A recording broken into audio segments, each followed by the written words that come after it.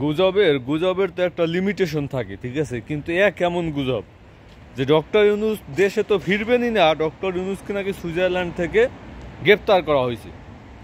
মানে ভাবা যায়, কল্পনা করা যায়, এদের ন্যূনতম কমন সেন্স নাই যে একজন রাষ্ট্রপ্রধানকে কখন কিভাবে গ্রেপ্তার করা যায় বা আদৌ গ্রেপ্তার করা যায় কিনা। মনে করেন ডক্টর ইউনূস তিনি সুইজারল্যান্ডে গিয়ে কারণে অকারণে একজনকে হত্যা করলেন, ঠিক আছে, ধরেন সুইজারল্যান্ডের একজন নাগরিককে হত্যা করছেন ডক্টর ইউনূস, কিন্তু তারপরও রাষ্ট্রপ্রধান হিসেবে একটা রাষ্ট্রের প্রধান হিসেবে তার বিরুদ্ধে বা তাকে গ্রেপ্তার করার মতো সক্ষমতা সুইজারল্যান্ড সরকার, সুইজারল্যান্ড পুলিশ কারোই নেই। এটা হইল রাষ্ট্রপ্রধানের রুলস। একজন রাষ্ট্রপ্রধানকে কখনোই গ্রেপ্তার করা যায় না যদি না আন্তর্জাতিক অপরাধ ট্রাইব্যুনাল থেকে তার উপর গ্রেপ্তারি পরোয়ানা জারি না হয়। আপনি মনে করেন ডক্টর ইউনূস যদি সেখানে সুইজারল্যান্ডে কাউকে হত্যা করে থাকেন, সেটার মামলা হবে, সেটার ইনভেস্টিগেশন হবে, সেটাকে আন্তর্জাতিক পর্যায়ে আন্তর্জাতিক আদালতে নিয়ে যাইতে হইবে, সেখান থেকে তার বিরুদ্ধে গ্রেপ্তারি পরোয়ানা জারি করে তারপর তাকে গ্রেপ্তার করতে হইবে। কিন্তু এই অশিক্ষিত মূর্খরা তারা বলতেছে যে ডক্টর ইউনূসকে গ্রেপ্তার করা হয়েছে, ডক্টর ইউনূস আর বাংলাদেশে ফিরতে পারবে না। এখন ডক্টর ইউনূস তো বাংলাদেশে চলে আসছে, তাই না? তিনি যে আন্তর্জাতিক কী বলে ওটাকে অর্থনৈতিক ফোরাম, সেখানে দাওয়াত পেয়ে সেখানে গিয়েছিলেন।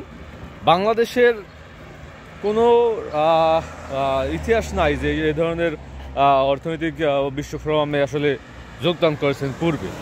তো সেই জায়গা থেকে তাকে দাওয়াত দেওয়া হয়েছে এবং তিনি আপনি যদি বিশ্বের 10 জন রাষ্ট্রপ্রধানের কথা চিন্তা করেন, তার ভিতরে ডক্টর ইউনূস একজন মনে করেন গুণী ব্যক্তি, সমাদৃত ব্যক্তি, বিশ্বে আন্তর্জাতিক নেতা বা আন্তর্জাতিক রাজনৈতিক যে গুরুত্বপূর্ণ ব্যক্তিরা আছে তারা কিন্তু ডক্টর ইউনূসকে চিনে। সেই জায়গা থেকে তিনি এই ফোরামে যোগ দিয়েছেন, অর্থনৈতিক ফোরামে যোগ দিয়েছেন। তো সেই জায়গায় তিনি বিভিন্ন দেশের রাষ্ট্রপ্রধানদের সাথে বৈঠকও করেছেন, কথাবার্তাও বলেছেন। তো সে অনুযায়ী তিনি বাংলাদেশের যে অর্থনীতি, বাংলাদেশের যে ব্যবসা বাণিজ্য, সেটা নিয়ে বিভিন্ন দেশের প্রধানদের সাথে তিনি কথা বলেছেন। তো সেই জায়গায় আমরা তার যে ভালো কাজগুলা বা তার যে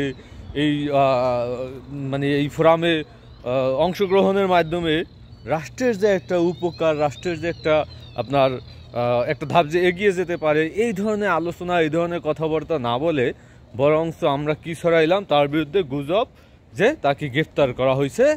এখন তোমরা সবাই যে যেমনি আসো, ঘুমাই আসো, তাড়াতাড়ি মাঠে নেমে যাও, আন্দোলন মিছিল মিটিং করো। তো এই হলো আর কি অবস্থা। এখন অবশেষে ডক্টর ইউনূস কিন্তু বাংলাদেশে ফিরে আসছেন। নাহিদ আসিফ তারাও সেই বিমানবন্দর দিয়ে পালিয়ে যায় নাই, তারাও বাংলাদেশে আসেন, ঠিক আছে। এই ধরনের গুজব যে ছড়াইতেছেন আপনারা, আসলে এই গুজবের উপর ভিত্তি করে তারপর বাংলাদেশের রাজনীতিতে কীভাবে প্রতিষ্ঠিত হবে?